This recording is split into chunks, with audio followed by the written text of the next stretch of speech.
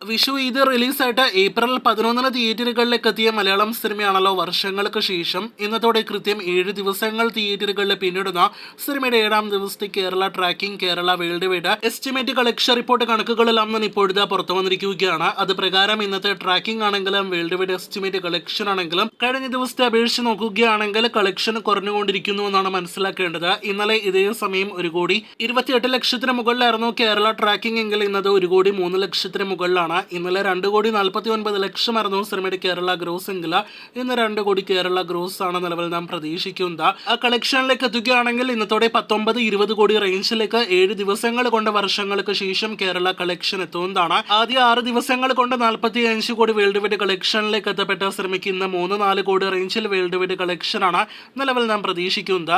അങ്ങനെയെങ്കിൽ 48-49 കോടി റേഞ്ചിലേക്കായിരിക്കും 7 ദിവസങ്ങൾ കൊണ്ട് വർഷങ്ങൾക്ക് ശേഷം ബോക്സ് ഓഫീസ് കളക്ഷൻ എത്തുക. നാളെയോടെ മാത്രമേ സിനിമ 50 കോടി വേൾഡ് വൈഡ് കളക്ഷനിലേക്ക് എത്തുകയുള്ളൂ.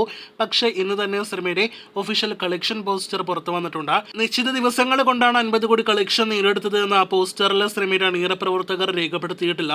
അതുകൊണ്ട് തന്നെ തള്ളു പോസ്റ്റർ എന്ന് വിശേഷിപ്പിക്കേണ്ട ആവശ്യമില്ല.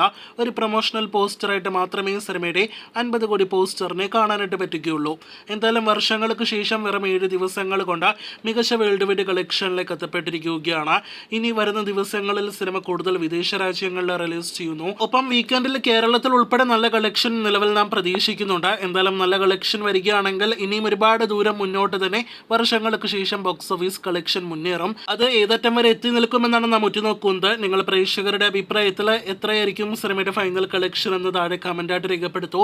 കൂടുതൽ വീഡിയോകൾക്കായിട്ട് കാത്തിരിക്കൂ.